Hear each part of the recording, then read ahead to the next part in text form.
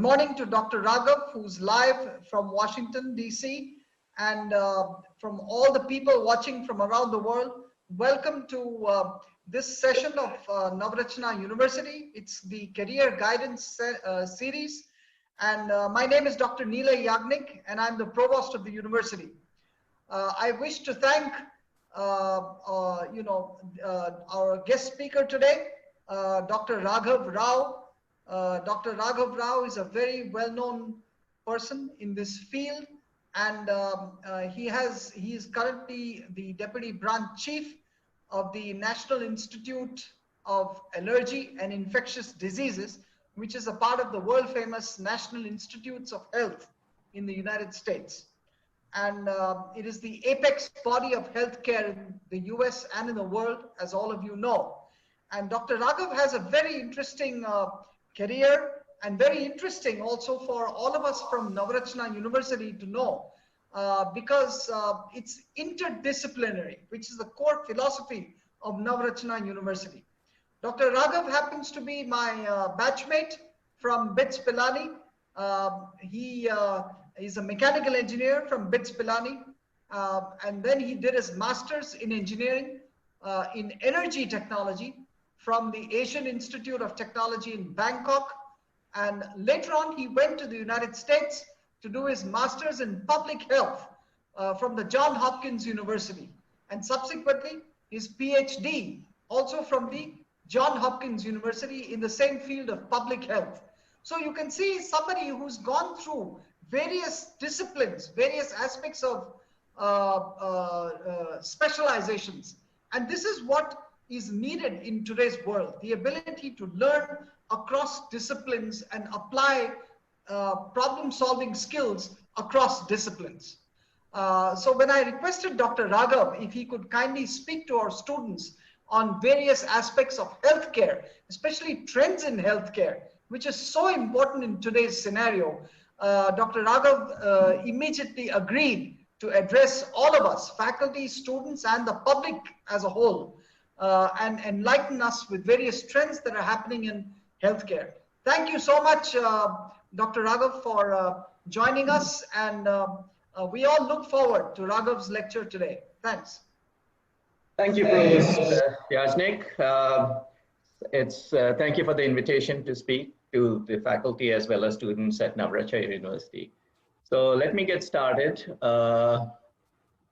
Okay, so since I have a very diverse set of audience, I thought of making the talk very generic.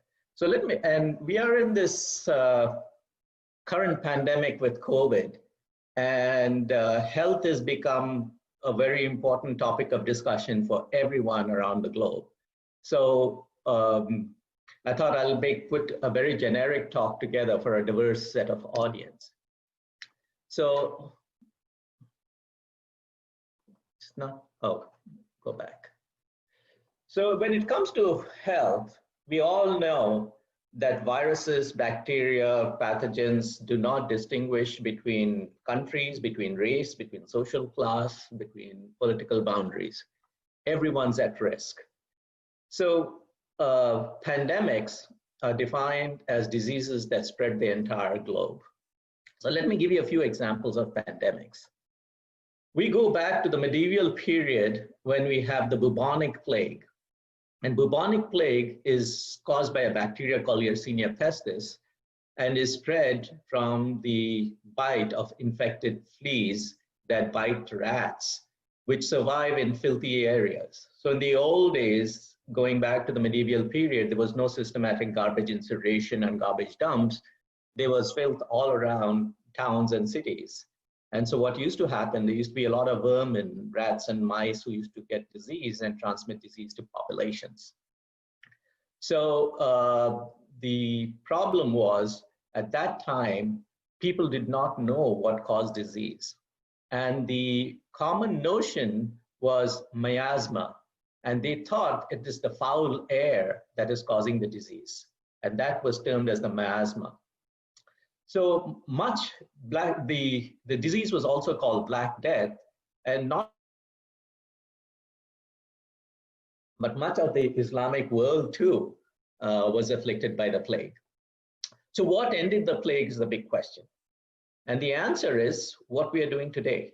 It's quarantine. So most of the people who had, because the notion was it was being spread through this foul air, most of the people who had access to countryside homes or castles, the kings were actually moved to castles in remote areas so that they were protected against the plague. So the quarantine system of isolation actually solved the problem way back in the medieval period. Now going to another pandemic, which is very relevant to India, cholera.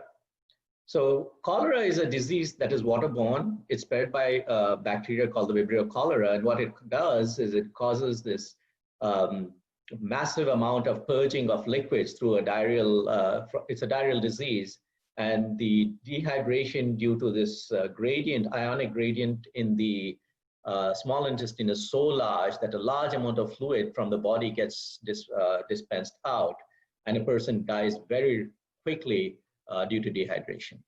Now, going back, unlike most of the diseases like plague and smallpox, which have plagued mankind since times immemorial, cholera was never known to mankind right until 1800s. So what caused the sudden outbreak of cholera? So cholera actually originated in Bengal. In that time, under British rule, Bangladesh and West Bengal was Bengal, and the Ganges Delta is where these cholera bacteria were all along there. But over time, due to changes, the cholera bacteria started mutating, and one or two particular strains became virulent and started causing disease. And as you know, in India, people worship the Ganges, and pilgrimage is very common. So the movement of the population along the Ganges actually facilitated the spread of cholera. And then from there, it spread all over Asia. You should remember, it was 1820 or 30, around that time, there was a lot of trade or movement between India and UK by ships. So obviously, cholera went to UK by these ships, and it started spreading in Europe from 1830 onwards. Again, the common notion in Europe was it was a miasma spread by foul air. But there was this doctor whose name was John Snow, who thought otherwise. He sort of hypothesized that it was actually contaminated water that was spreading cholera. So what he did, John Snow lived in the area called Soho of London, and he noticed there was a large number of cluster of cholera cases around London, around the Soho area in London. So he went house to house and figured out and determined who all got cholera. And then he asked the question, where do you get your drinking water? What he found that most of the cases of cholera came from a drinking water source from a hand pump located on Cambridge Street and Broad Street intersection, and that's the famous Broad Street hand pump. So he sort of came to the conclusion that it was contaminated from pump water from that pump that was actually spreading the disease. So what he did, he went to the municipal authorities and he requested that they remove the pump handle. And so what happened was, when the municipal authorities removed the pump handle, cholera from that Soho district went down. And so there was a really quick realization that it was contaminated water that was spreading cholera in London. So with that, one should also realize that at that period of time, there was no sewage disposal plants. Sewage used to go into the River Thames, a water supply used to come from the River Thames, and people used to get sick. So from that time onwards, the London Municipal Authority started disinfecting streets after floods or rains, and started disinfecting the river and purifying, getting rid of sewage, etc. And so cholera, the pandemic of cholera, came under control too. The next big pandemic was the famous Spanish flu of 1918. And you can see here on top, even in 1918, people were wearing masks to prevent transmission. It infected 1/3 of the world's population and resulted in more than 50 million deaths. And down below, you can see here, in the United States, factories were converted into hospitals to treat these flu patients. Now, the reason it is called Spanish flu is not because the flu originated in Spain. You should remember that this was around World War I, and more deaths resulted from the Spanish flu epidemic rather than World War I. The cause is still unknown and the origin is still unknown. But Spain during World War I was a neutral country, and it used to report the risk and the deaths very honestly, whereas all the other countries for political reasons did not report the deaths and the results of the impact of the Spanish flu. So that is why it got branded as the Spanish flu, and it has nothing to do with the origin to be in Spain. So if you look at the history of these pandemics, you can see the size of these woolen balls here are the size of the epidemics, and these epidemics took years or decades to spread across the globe. The bubonic plague is here, the cholera, the Spanish flu, HIV/AIDS. Huge impact and large casualties. Now look at this area here. This is the novel coronavirus epidemic that we are facing right now. The difference is that within weeks, it spread across the entire globe.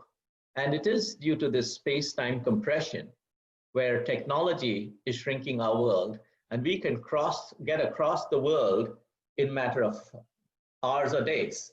So migration, both within the country and across borders, and as a result of uncontrolled urbanization, which creates crowding, we are having a very rapid transmission of these infectious pathogens.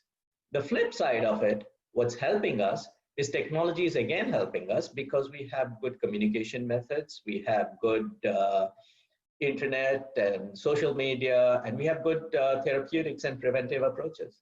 So that is sort of ameliorating the impact of the deaths and morbidity. But on the other hand, there's a rapid there's this yin and the yang play between the benefits and the disadvantages of technology in the current day. So the question which gets asked is, why don't we have treatments or vaccines or diagnostics to prevent these or treat these diseases? And here's a schematic of how one develops these therapeutics or vaccines or drugs. So this is typically called the product development pathway. We start with basic research out here, which is all the research you guys do in laboratories, developing new drugs and chemicals and candidate diagnostics. Then we go into what we call the preclinical development phase. And this one is called the valley of death in translational research, because of hundreds or thousands of the products that seem to be doing well in test tube, once you go in vivo into animal models, a lot of them fail. Very few of them move on from the preclinical phase to the early clinical phase in humans. And this is where in early trials, all you're trying to do is this particular product, is it safe for humans? And does it have any toxicity or adverse events? Once it is proven to be safe, then you can move into efficacy trials to see if it actually works in treating the disease and preventing disease. And once we have all this in place, then you go to licensure, where agencies like the FDA or DCGA in India sort of review the entire safety profile and the efficacy profile, and then license it for use for treatment of patients or prevention in the community. So you can see that this whole process takes 10 to 20 years and can cost billions of dollars. The question then is, if we are confronted with an emergency situation.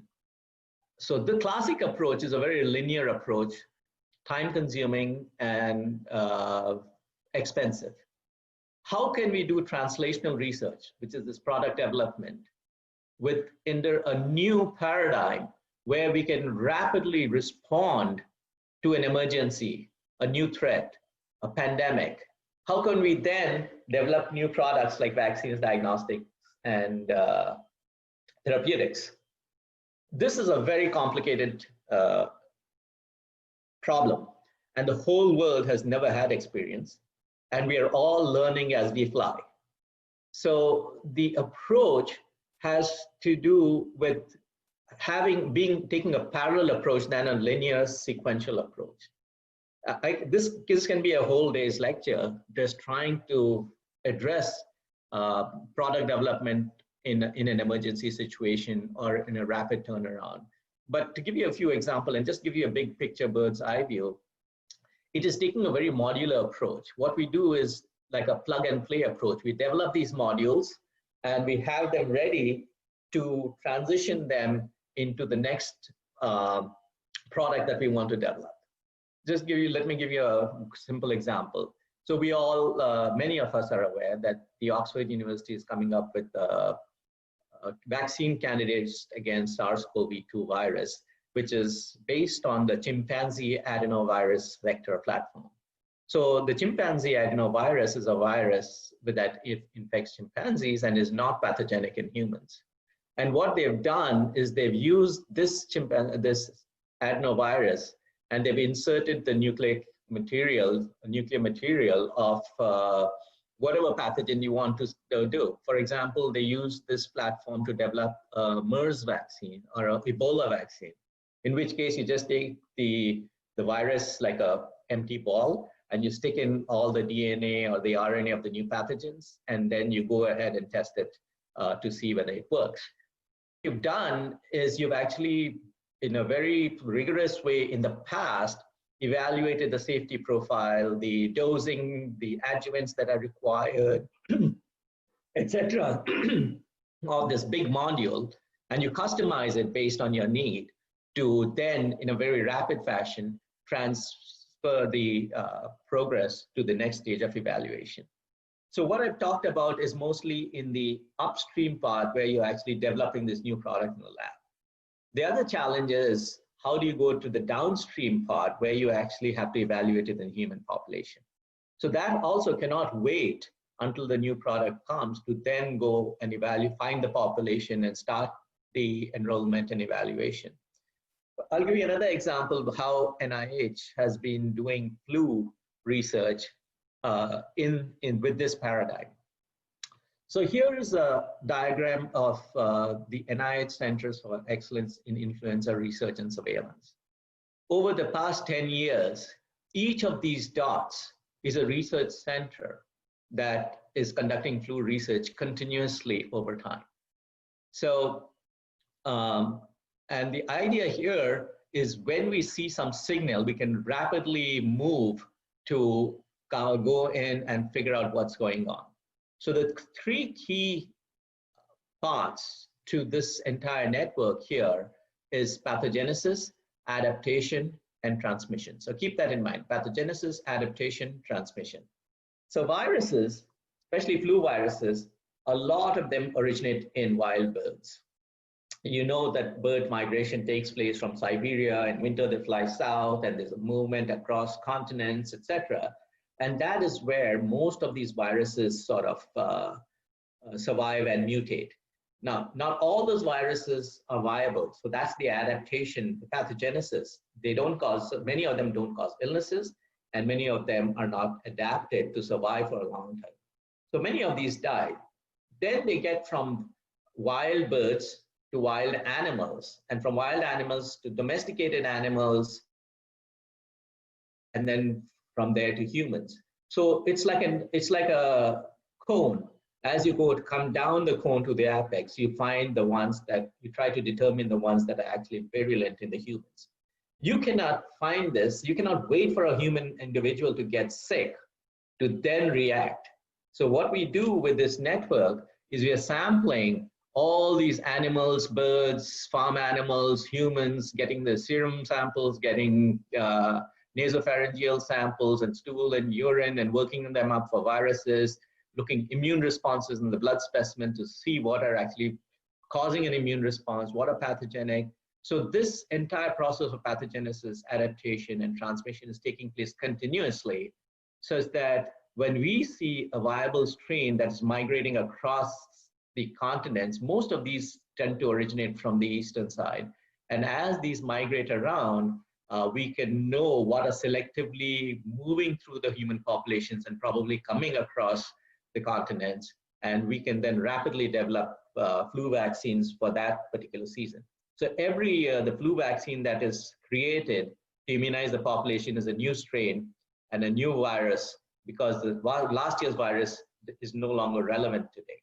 So this is one of the approach to give you an idea that in this new paradigm of trying to be not taking the linear approach, how one can actually react very quickly and develop new products in an emergency situation.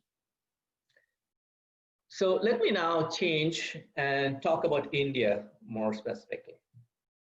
So here is the life expectancy from birth in India, starting from 1800 to 2020. If you look at this original, this is 20 years of age and this is 30 years of age. If you look, the average life expectancy in the 1800s has been only 25 years of age, right up till here. And as recent as 1950, the life expectancy was only 34 years of age. So you can see that this has been a point of inflection here. And then there was this rapid increase in the life expectancy. And in 2020, the life expectancy of the average Indian is about 70 years of age. So the other thing you'll see here is that there are two dips here, noticeable dips around 1880 and 1920. So why were the two dips out there? Okay, so the first, let me stop sharing, stop this video here. So the first here you can see is this Madras famine of 1876 to 1878. This was a huge disaster by the British Raj who was ruling India. They let the people die in the entire South India, causing more than 5 million deaths by not responding to the famine. What caused the famine? There were three major reasons. One is the British increased taxes. They forced the farmers to move from food crops, which was basically subsistence farming for most farmers, to cash crops. And the third was what they did was they took all the money and the funds that the people were paying, these taxes, and instead of spending it on the population, they actually used the money for two big events. One was the Delhi Darbar, where Queen Victoria was crowned the Empress of India. And the second was to fund the British Army exploits in Afghanistan. So this lack of resources, lack of food supply caused the people to die. And how the British rationalized and let the people die was saying that they believe in Adam Smith's laissez-faire theory, where the government should not interfere with the economy, there should be free market and people should try to develop the economy themselves. And the second was Malthusian theory of population, which says that as population increases around the globe, natural disasters like earthquakes, floods, and famines will control the population and bring it back to a sustainable limit. So these two very morbid, unethical rationalizations were used by the British to not intervene and let the population die. The second major event was, as I described, the Spanish flu that affected India in a big way and dipped the life expectancy down to 20 years of age. So the question is, what is it that caused the inflection here to a rapid rise after the 1950s in the life expectancy? And one of the major reasons was antibiotics. Penicillin was discovered by Alexander Fleming in 1928, but it was not used to treat diseases right until 1940s in World War II, I'm sorry. They found that penicillin was such a wonder drug that soldiers were injured, it used to treat the illnesses of the wounds of the soldiers. But there was such a shortage of penicillin that they actually took the urine of soldiers who were treated with penicillin, purified the penicillin, and injected it into other soldiers who were having wounds and injuries to prevent septicemia and sepsis. So that was one of the big reasons, the advent of antibiotics, which took care of all these infectious diseases. And the second major reason was vaccination. And we know all about the vaccination programs, the smallpox vaccines, the polio vaccine, DPT vaccines, etc., which averted a lot of childhood diseases and childhood mortality, and hence started increasing the life expectancy of the population. So now,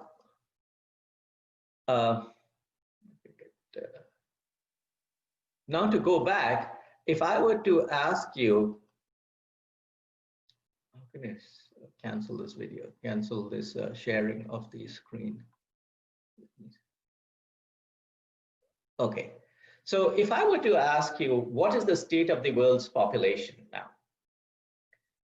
It is a very difficult to represent the entire world population's health in one slide. So let me take a little bit of time to explain this graphic here on this page. So three different colors here. One is blue, this pinkish peach color. Second is the blue color, and third is the green color. So the pink color is infectious diseases caused by these pathogens. The blue color here is chronic diseases or non-communicable diseases like stroke, diabetes, chronic obstructive pulmonary diseases, etc. And the green color here, at the bottom right, are injuries and accidents. So these are the three major categories, and the size of the rectangle obviously will tell you what the proportionate contribution of that particular disease is to that burden within that particular category. For example, lower respiratory tract infections, TB and neonatal are major players in causing infectious diseases. Whereas if you look at it here, ischemic heart diseases, stroke, chronic obstructive pulmonary diseases, all these non-communicable diseases form a major part of the chronic illnesses and non-communicable diseases. And here, injuries, falls, drowning, etc., form a part of the problem with injury-related disease. On the right, you'll see three what I call temporal thermometers, one for each of these big picture rectangles. So on the lighter the shade, it says here, this is the annual percentage change over 7 years of time. So this is a 3% decrease over time over this period. The lighter, the better. That means the disease is decreasing. As you go to the darker shades, it's increasing up to 3% per year over time. For example, HIV is increasing over time at a rate of 3%, whereas diarrheal diseases globally are decreasing. Protein energy malnutrition is decreasing. Malaria and iron deficiency anemia are increasing. So that's a way to read this particular presentation of the global burden of disease. And this is for the entire world, which I'm presenting here. Now let's take a look at all the developing countries, the low socioeconomic, low GDP countries as defined by the World Bank. And you can see here that a large fraction of the disease burden is due to infectious diseases. And a smaller part is due to chronic diseases, and injuries and road accidents still play a major part. Now, if you go to the developed countries, look what's happened. All these industrialized, wealthy nations, this has really shrunk to a minuscule amount, and there's a large portion of the green and the blue, chronic diseases as well as injury-related diseases. So what's happening here is that as the life expectancy is growing, people are more susceptible to the chronic illnesses, because in less developed settings, if you're dying earlier, you don't have enough time to get cancer as you live longer and longer. Now let's take India. So this is a big picture representation of India, which looks like in between the very poor countries as well as the very wealthy countries. And if you look at the whole world average, which was my first slide, India is approximately close to the world average out here. So let's look a little bit more closely at what's happening in India here. So you see that amongst the areas in the chronic diseases, there are problems that are increasing, like diabetes, Alzheimer's disease, cancer, liver cancer. There's an increasing trend of all these diseases because of these dark colors. And there is a decrease in asthma, congenital related diseases, upper digestive tract diseases, etc. And there's also a substantial contribution of morbidity due to these injuries, drowning, road injuries, falls, self-harm, which is suicide. So I'd like to sort of dwell on this slide for a little bit of more time. What's happening here, focus on this part here: back pain, musculoskeletal disorders, neck pain, osteoarthritis. What do you think is causing this? Yes, it is your iPhones, your social media, your laptops, sitting at your desk all day, not having a sedentary lifestyle.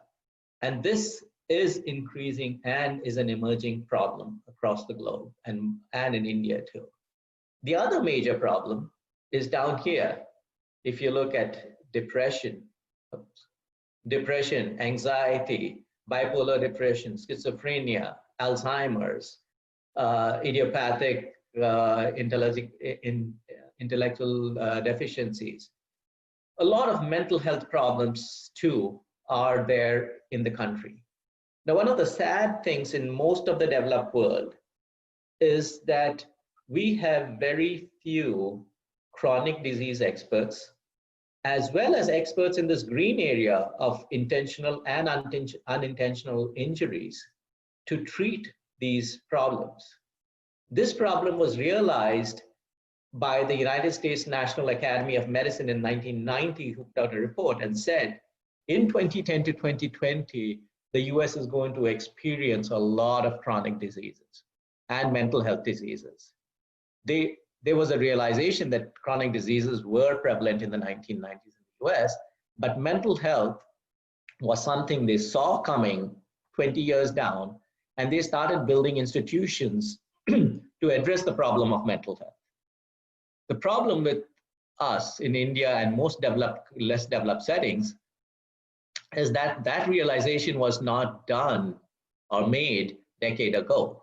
And the reason why that's a problem is that to have mental health doctors and experience out there to treat the problem, you needed to start 10 to 20 years ago building institutions, training the trainers who can then train doctors or nurses or public health people to address the problems of mental health. So we need to build institutions to then put out the experts and then address the problems of mental health. Similarly, this whole green area of injuries. Now, injuries in public health, this whole green is called injuries, but it actually encompasses a lot more than injuries. There's intentional injuries, non-intentional injuries, violence, racism, drowning, accidents, road accidents. These are not random events. These are systematic events which can be studied and be prevented. The realization in the United States also for this entire discipline came pretty late. There are very few universities and schools that have public health programs that focus on this particular aspect of injury prevention and addressing it as a health problem. Again, this is another area where developing countries have to now start realizing both mental health and these injury type of health problems need not just a unilateral or focused attention. Like if you are trying to build more roads and just trying to build more prevention methods to prevent accidents, that's not sufficient.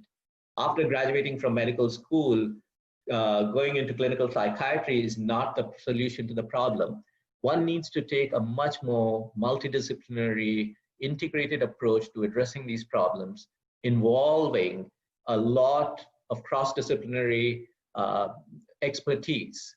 Product development and research is also critical to inform public health or interventions to these big two domains. Without research, right now, we have a huge paucity, even in the Western world, of drugs or medical interventions to treat mental health. It's a huge challenge. And the reason for this challenge is that when we go into the clinical phase, it's very difficult to figure out what the reactogenicity is for these new drugs and interventions. Most products, the adverse events of these products are a result of self-reporting. You give a new experimental drug and you say, are you feeling better? Are you having a headache? Yes. But if there's a patient who's mentally compromised, he may not be able to express, or he may not be able to report, and we do not have a baseline to look at what the change of a baseline is that's attributable to this new intervention. So there are lots of these challenges, and there are lots of new techniques through these new technologies with the Internet of Things and looking at clinical phenotypes and digital phenotypes. You know, there are techniques of looking at these with much more complicated, high throughput number crunching methods to address some of these problems. And these are some of the cutting edge research methods that are being undertaken in, for example, the National Institute of Mental Health. As you can see, the countries need to start addressing the future problem of diseases like Alzheimer's. As the population ages, you can see for India, Alzheimer's is dark blue. You're going to have a lot of dementia and related illnesses in the elderly population. How do you actually address those type of issues? So institution building for the future, looking at these trends and projecting in these chronic mental illnesses, musculoskeletal disorders, which are going to be a problem in the future. How does one get more interventions? Right now, the tendency is just to go to an osteopath. I mean, you can have a lot more physical physiotherapy techniques. You have a lot more alternate medicine type of approaches, preventive methods of specific exercises. And these are specialized disciplines that have to be studied rigorously. And the same in the area of this green area of injury research. For example, just occurred to me, snakebite envenoming is an area in this domain out here. 100,000 deaths occur every year of snake bites. And only now have they been able to synthesize the polyclonal antivenoms from different snakes, which can be rapidly sort of moved into public health facilities to treat snake bites. In the old days, they had to rear snakes, get the poison, raise the antibodies in horses, and then extract those antibodies and try to immunize people. So the adoption of these new technologies and approaches is also very, very relevant from a research perspective. So coming back to this mental health needs, the coronavirus has hugely impacted mental health. How can I get rid of this screen out here? Dinesh, could you help me? I'm seeing the screen. Okay, I'll just move this here. Oops. So there are huge problems in terms of mental health. If you asked, there was this survey in the United States which asked the questions in the midst of the COVID outbreak. Are you more emotionally exhausted today? 54% said yes. Is there increased sadness in your day-to-day life? 53% said yes. Are you more irritable? Half the population said yes. Are you generally more confused? 43%. Is there increased sleeplessness? 38%. Is there increased anger? 32%. And if you stratified this by social class, the rich, the middle class, and the poor, this pattern held. So it is not social class that is actually causing these explanation, but it is a pervasive problem across all the population. And that is why we will see the effects and the impact of all these, this epidemic in a long term when it comes to mental health. Another major problem, WHO has put out this report showing that more than 117 million people have not been vaccinated for measles. What do you think will happen? All these children are now at risk, especially among these countries which are darker shades, where you have measles transmission, and all the children who are not being immunized for measles will now come down with measles over the next few years. We are going to probably see an epidemic of measles because of the lack of immunization from this COVID-19 problem. In the United States, I'm willing to bet that 95% of the pediatricians have never seen a clinical case of measles or treated measles. So when the initial cases of measles are going to come and it's not known that the epidemic has started, most of the pediatricians are going to think this is an allergic reaction or allergic rash and treat it as such and miss the boat on that. So you can see one needs to be thinking in the future as to what is going to happen as a result. If you look at the United States, the emergency was declared national emergency on March 13th. And you can see these two curves here. The top was all the routine immunization like polio and DTP, etc. And the dotted lines are the measles vaccinations. And both have taken a big hit. And you can see there, as a result, you're going to see a lot of problems when it comes to this entire unmet need of people at risk for the infectious diseases that are going to take place in the near future as a result of not getting immunized. Another major problem is, as a result of this pandemic, a lot of the routine public health programs in Africa and India have been halted. For example, if you look at malaria, this is a projection in January of 2020.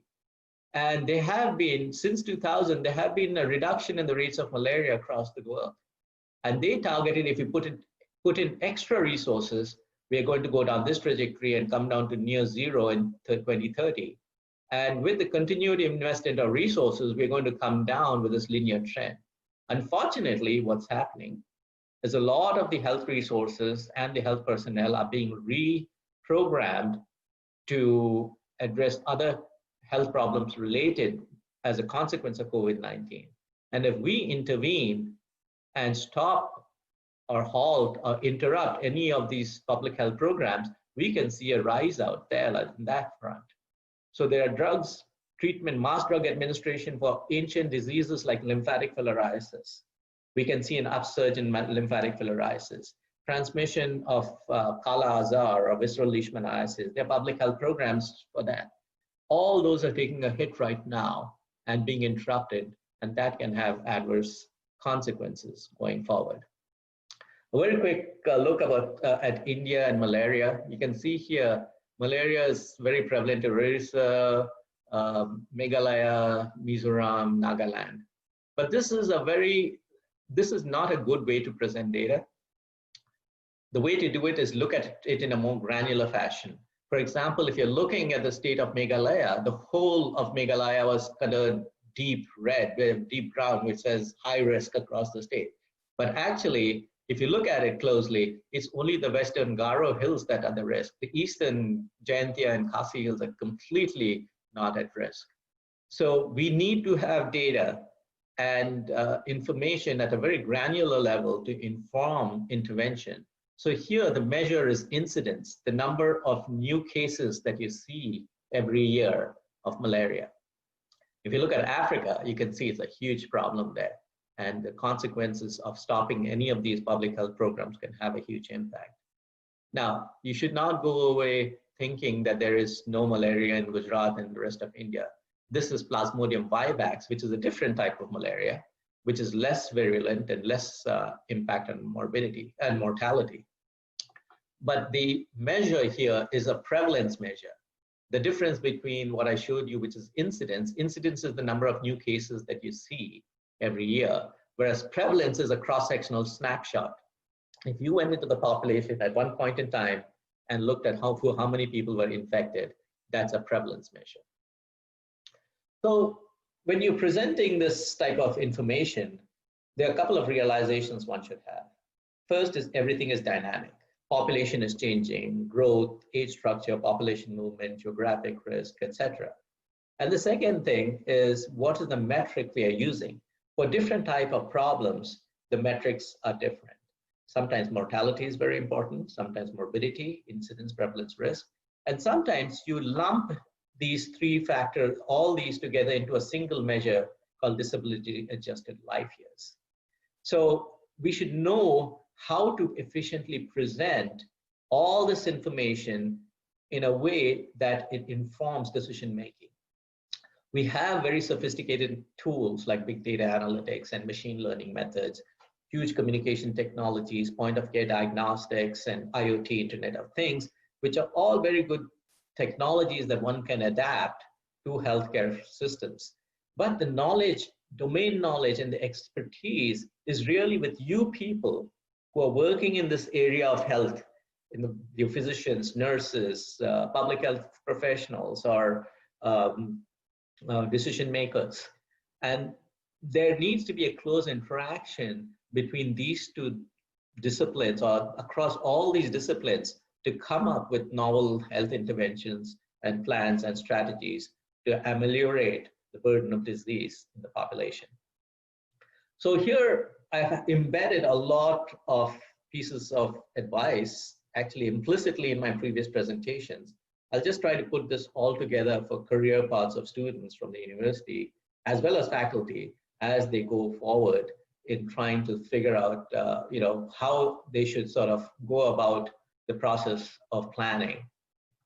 You can see here the areas of health research is applicable to basic biology, nursing, medicine, pharmacy, engineering, psychology, social sciences, law, anthropology, philosophy too. You can, all these disciplines can plan for the future with careers in health. Three broad streams, you can focus on research, health systems, and policy. If you like more research-oriented jobs, you could do basic research. For clinicians, you can do translational research, going into evaluation, pharmacokinetics, pharmacodynamics of new products, early evaluation to late evaluation in the field of the effectiveness, efficacy of these new products. For more applied people who want to go, who coming from the nursing, social sciences, as well as medicine fields, health systems, outreach, delivery, implementation program, implementation research, operations research, to improve the public health system, to improve the population health. There are a lot of opportunities here for demographers too. And for those who like more desk type of jobs, much more on the policy front, there are a lot of opportunities in terms of regulatory jobs, like the FDAs, the DGCAs, how you're looking at the various factors that influence your decision in terms of what's the cost-benefit ratios, budgets, planning. There are lots of jobs in agencies and NGOs, WHO, UNICEF. Don't think narrowly of being focused in the area because that's your comfort zone. You can branch out, even for people from the areas of law. There's a lot of scope out there for looking right from the legal aspects of new drugs, patent infringement. Is this drug, the chemical structure of this drug very similar to the other one? Is this generic or valid generic? So you need the domain knowledge of biochemistry and drug development and pharmacy to go, and then the law expertise in law to look into those areas. Similarly, people coming out from philosophy and anthropology have huge career options and potentials in medical ethics. This is a burgeoning industry out there, lots of IRBs, lots of health ministries having these intense discussions as to what is ethical, what is not ethical. And the reason I gave you that Madras famine was to illustrate the point that don't try to hide behind some theories, but have the ethical arguments and the honest discussions across disciplines. Most of these boards have multidisciplinary representation from communities, from social sciences. So there's a lot of these opportunities for, no matter which discipline you're coming from, to make your career goals into these three broad stovepipes. So the approach is first to have a solid domain knowledge. And my recommendation is don't go straight into higher education hoping that you're going to get the dream job immediately. You really have to get experience as an intermediate stage. This is where you build the knowledge, the limitations, your contacts, and your options as to what is the best way going forward. Once you have this combination, then get higher education in the stream discipline, whichever you want to specialize in, be it in law, or be it in clinical research, or be it whatever have you. And that should then result in design and implementation of new strategies of effecting plans and interventions and responses. So to wrap up quickly, one needs to have a global perspective. Think what's happening around the globe, how it's going to impact you, the changes in technologies, the changes in health directions, and projection of what the health needs of populations are going to be. Adapt them to your interests and the population needs and your needs in terms of professional development. And finally, think to the future. Don't be reactionary. Be sort of projecting yourself into what you'd like to see and what the opportunities are and how you'd like to position yourself into the future. The mantra is cross-discipline, multidisciplinary, teamwork, and team science is what's really going to be very effective and relevant going forward. So I'd like to thank you with that, and I'll be happy to take questions. Yes, you mentioned about having interdisciplinary research involving basic science and clinical research. But current scenario in Indian research is that mostly it is focused on either basic or translational. There is no bridge between both of them. So do you have any suggestions for aspiring researchers? Like, at least I want to do PhD. So do you have any suggestions? Should we go out of India? Should we stay here and try something? I'm not sure what. So it really depends on, okay, so you need to have experience and knowledge across the interdisciplinary domain, again, for basic as well as applied.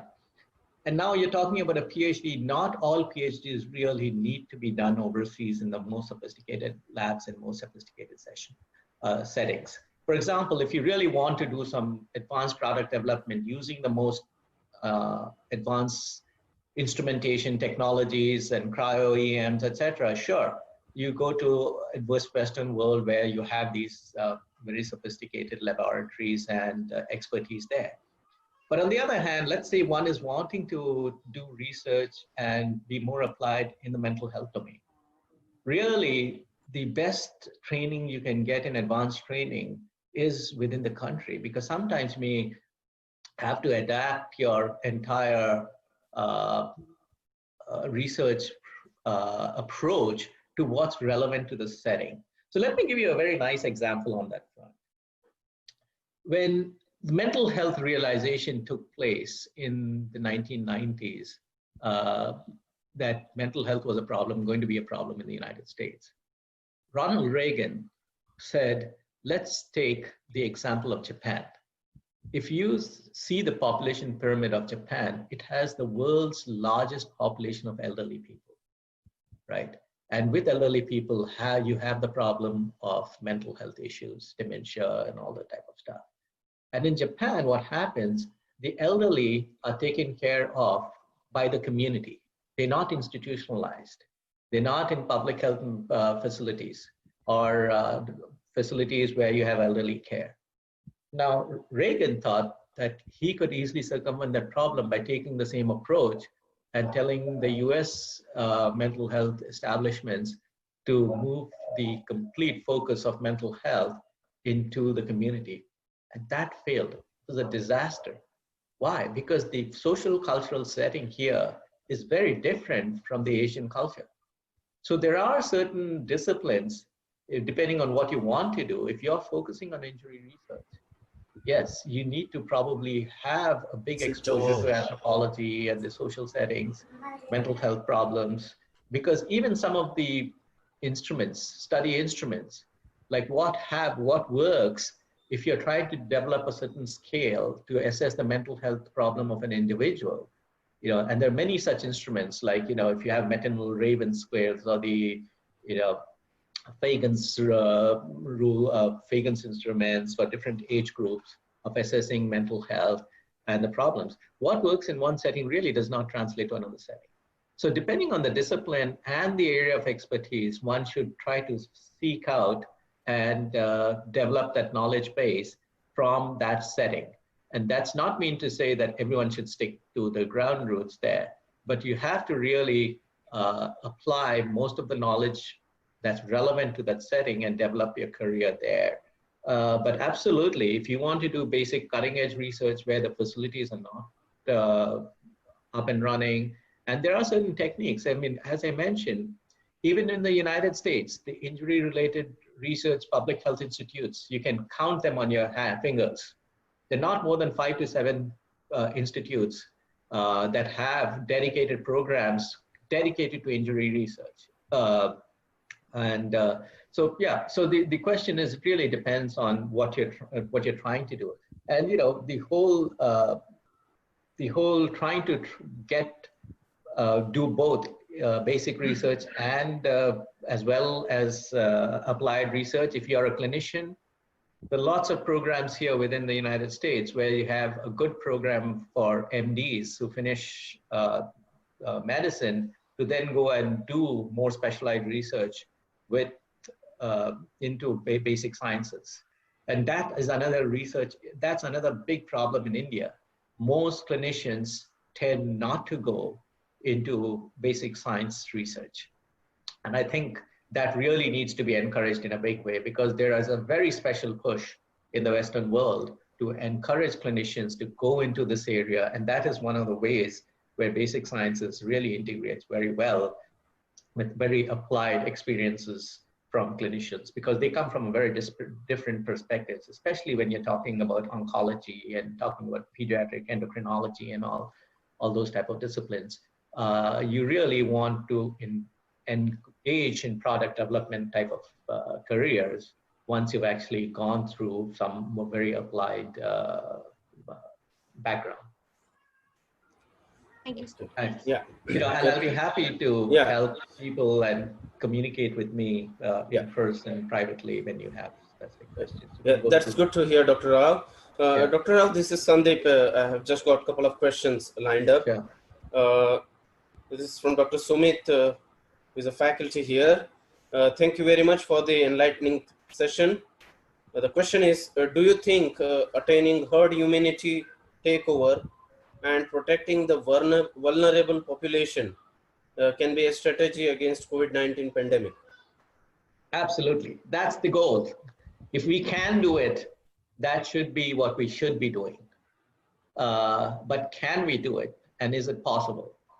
So for those who may not be familiar, just a little bit. So when they teach you, one of the great things about this COVID-19 thing is that it has brought a lot of the world's population to be more educated on public health, on who an epidemiologist is.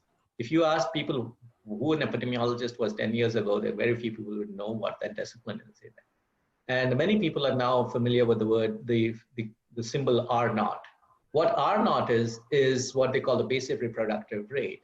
And it's basically the transmission potential of a pathogen to create disease in a population.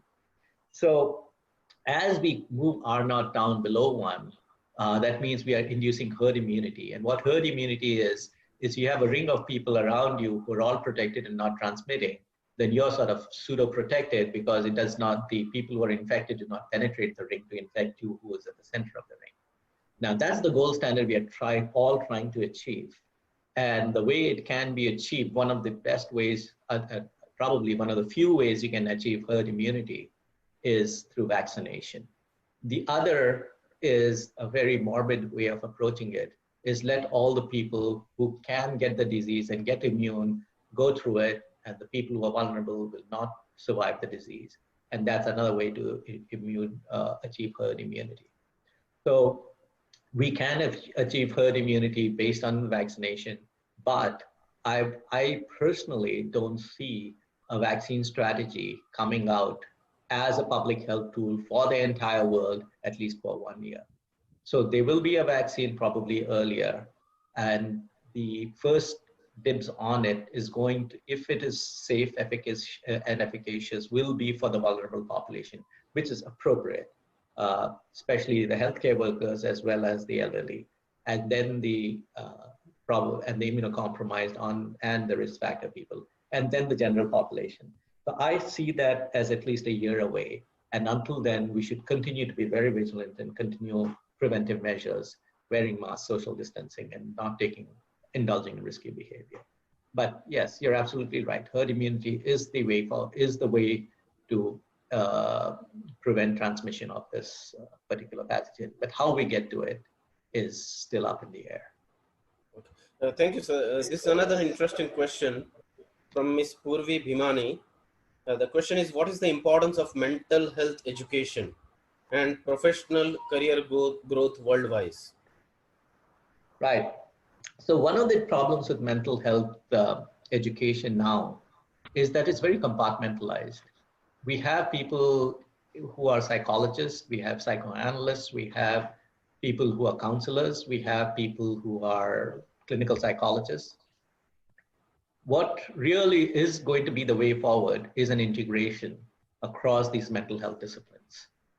And typically what happens is, this is much more prevalent in settings where there's a paucity of mental health specialists, clinicians especially. You go to these clinicians with mental health problems, and the first thing they do is prescribe certain prescription drugs for you. The second major problem that we don't realize right now in the mental health discipline is a problem the United States faced. As I explained to you before, there's an indirect effect on mental health because use of cell phones, etc., has created a lot of musculoskeletal problems in terms of neck pain, back pain, this, that. And what do you think the first response was by these orthopedists or people who didn't really have the specializations in those areas? Put them in narcotics and painkillers. What happens? Addiction. And what happens? Mental health problems. This is the series that the US has experienced over the last 3 to 5 years. Addiction, opioid crisis is a major problem. And its etiology, you trace back, is not related to recreational drug use. It is actually to a wrong prescription and inappropriate prescription of some of these killer medical approaches to mental health problems, which results in mental health problems. So one really needs to go back and think of strategies of how and that is again one of the places where mental health requires a multidisciplinary approach with the involvement of various disciplines to sort of preempt such potential misuse or shortcuts, which can have pretty obvious adverse consequences later on. So going forward, I think the areas, depending on whatever your specialization is in, whether it's soft sciences or whether it's in mental health with basic research, etc., I think, as I said, multidisciplinary approaches and and depending on the profile you want to take, whether it's research or more service delivery, you need to get experience and work with the appropriate agencies or institutions to adopt these integrated approaches. That's what I mean, if projecting into future.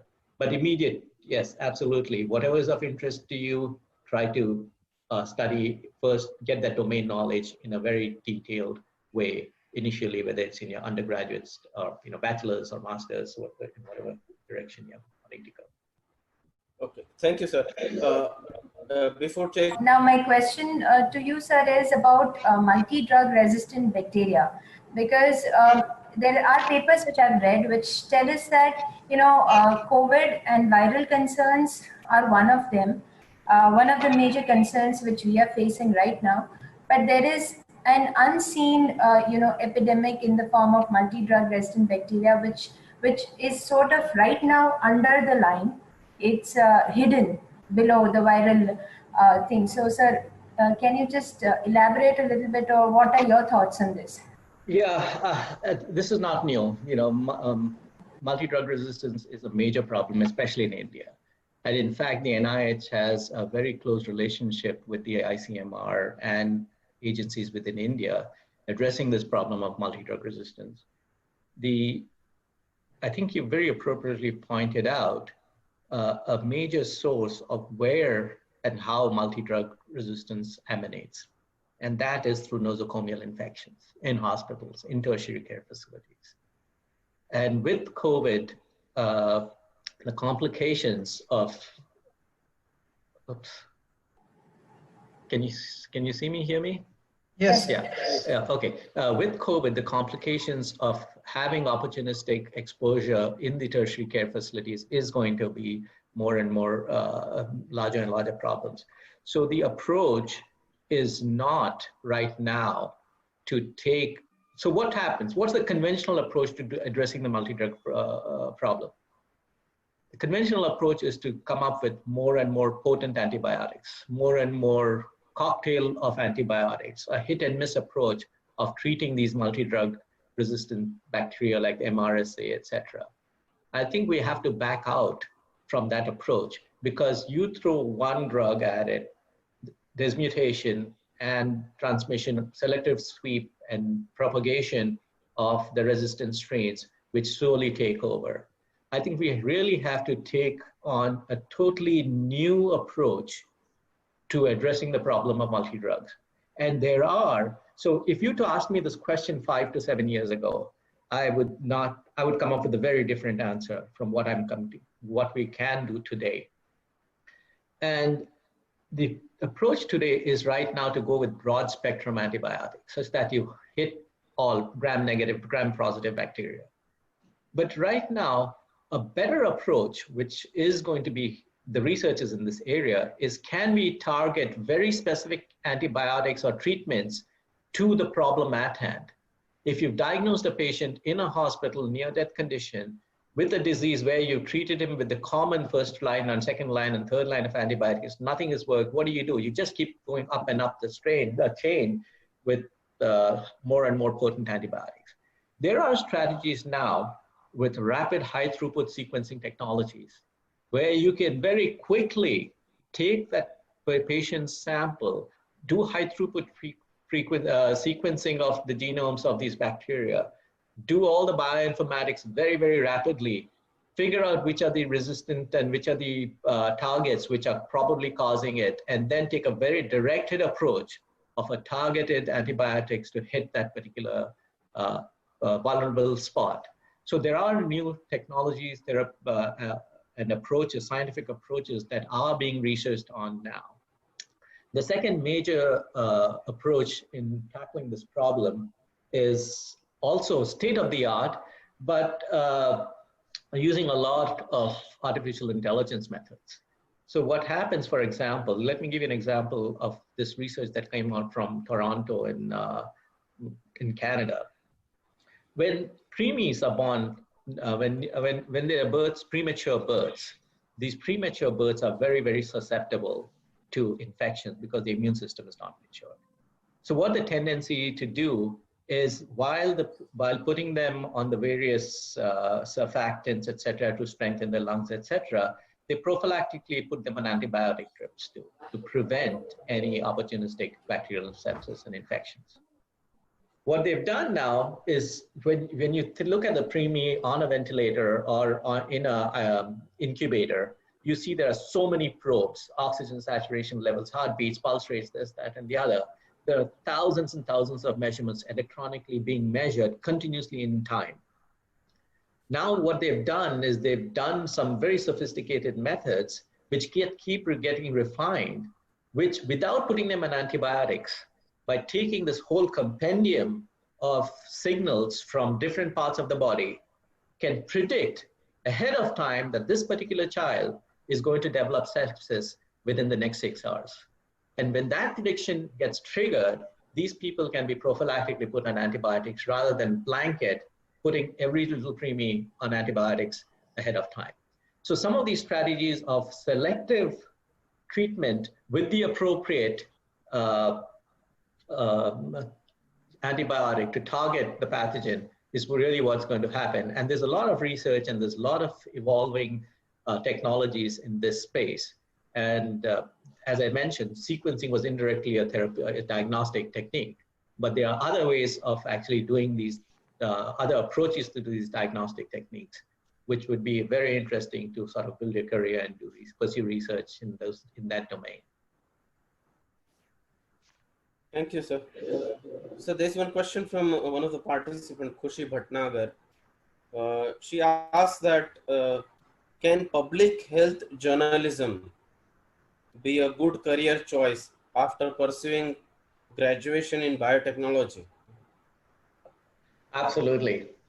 So the whole field of journalism has morphed into something very different from what it was decades ago. We all know that journalism, print journalism and reading newspapers, while it's still there and has its space, the way forward is a combination of paper and print, as well as technologies and tweets and social media and etc. So right now, public health journalism has got a lot of, a very applied way of communication techniques to actually communicate public health problems. One should not think of journalism as only trying to communicate public health messages to the public. There's a lot of journalism careers in trying to put together information which is relevant for law, which is relevant for public health agencies, for NGOs, for World Health Organization, for World Bank. A lot of journalists, people with journalism background, have to put these dossiers, have to get information together there. So there's a lot of career opportunities in that domain. The other thing is, again, talking about state-of-art technologies. A lot of these new methods of doing very sophisticated approaches, for example, looking at the whole corpus of all the text out there and trying to glean out sentiment analysis, is something which is also very relevant for journalistic people. Social sciences trying to sort of glean in and get predictions as to, for example, a very simple example is Google flu. Google flu predicted flu epidemics by doing nothing but looking at people's questioning and looking up during the flu season. If I have a fever, what do I do? Simple, just going through the entire world's queries of huge terabytes of data and trying to do a sentiment analysis and trying to make predictions. There are these new methods. So journalism has multiple dimensions where you can actually leverage a lot of these new technologies and approaches and take career paths, and then, depending on your interest, expertise, there are lots of options in that front. Okay. Thank you, sir. Sir, I have a question for you. How crucial is the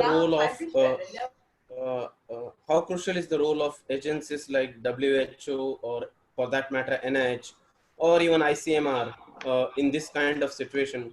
Because I think people wouldn't have bothered about ICMR had there been no pandemic. Right. So I think it's a very good question. It's a very difficult answer. ICMR is just an example of India. So think about every country having its own ICMR, especially the developing countries. India's ICMR is much more sophisticated than other countries where they really look up to WHO for guidance. If you're taking a poor African country, they don't have a whole infrastructure to support a whole institution to oversee research for medical research. So what most people look to is to WHO for guidance. And even in India, the ICMR has certain, it's got some good capacity there, and it's got certain areas which could be strengthened, and they work closely with WHO, and ICMR works closely with NIH. We have lots of projects, and I personally work with lots of ICMR institutions within India. So there is a lot of interaction that needs to take place. And like I said, when we're talking global health, we cannot be isolated. We really need to work as a team. A team is now a misnomer here, but because this is a virtual global team where we have to be working together to analyze, project, model, think of resource distribution. And so that communication channel is really going to be very important. For example, I can tell you, I'm on a team of COVID-19 with WHO, which has got people, experts from the world. We sort of have regular meetings to figure out what's going on. We were working on this for months now to look at how we should deal with Africa and what are the problems. There's a lot more problems than just the COVID itself, the logistics, the policies, whom do you engage, where should the investments be, what happens as an impact to interruption of other problems. For example, a very simple question that comes up: if you have malaria, which is a disease whose initial symptoms are very much like that of COVID-19. You have fever, you have shortness of breath, you have headaches, a lot of overlap. The first thing they tell you as a malaria patient is go and seek treatment, get a diagnosis, and get antimalarials. With an identical set of symptoms which is relevant for COVID, the thing they tell you is don't go to seek treatment, stay at home. Otherwise you'll be infecting people. So how do you make this decision when you have a set of symptoms with very conflicting advice without knowing what you have to do in response to a set of symptoms that you're experiencing in public? The only person you have access to is your family, who has to make the decisions. And sometimes, given that decision in the midst of the COVID epidemic, the health clinics will turn your back and say, well, don't come here. You're not a problem. Right now, we are advised not to take anyone in. So yeah, this is where actually the decision-making across these various agencies and ICMR, working with WHO and working with NIH. So NIH is purely a research agency. So much of the entire focus of NIH is research, whereas WHO has got its foot in all the doors: research, prevention, policy, supply chain, endorsement of certain strategies, implementation strategies. So I think working together is really going to be critical going forward. Okay, thank you, sir. I think Professor Yagnik has some observations to make. Now, I wanted to thank Dr. Raghav, my good friend Raghav, actually, my classmate from Miss Pilani. And on a very short notice, he agreed to come over and spend so much of his very valuable time for all of us today. He had also done a test run just a couple of days ago, and that was very late in the night for him. And yet he tried out, and we tested everything for almost half an hour. And today also, it's nearly 1.5 hours that he's been online with us on a Sunday morning. I thank you so much, Raghav, for spending so much time with the Navrachana faculty, Navrachana University students, and the whole public also at large. Thank you so much. Your talk was extremely useful, not only for the researcher who's interested in various areas, but across disciplines is what I've seen, whether it's journalism, your question on, somebody asked a question on journalism, or whether it's life sciences, or whether it's engineering, or management, or law also. I saw there was a response from you on law also, and the legal and the regulatory framework. So it was so interesting for people from all disciplines, students, professionals, teachers, professors, everyone. And that is why, I think it is wonderful for you to make such a complicated, such an advanced, complicated subject so simple for people across disciplines to be able to understand. Thank you so much, Dr. Raghav Rao, for spending so much of your time with all of us. And we will, of course, be sending you this recording, and we will upload it on YouTube also, so that the link could be shared for people who couldn't watch this session. Though at one, we did have around 80 people, 80, watching live through Zoom, which is almost full capacity. So thank you so much once again, Raghav. Thank you. Thank you. Thank you, Delay, as a colleague, as well as the rector, provost of the university, for having me. Appreciate the invitation. And also thank you to all the people who facilitated this technology and pre-tested it and stayed late and took care of managing this so efficiently. Thank you once again to all.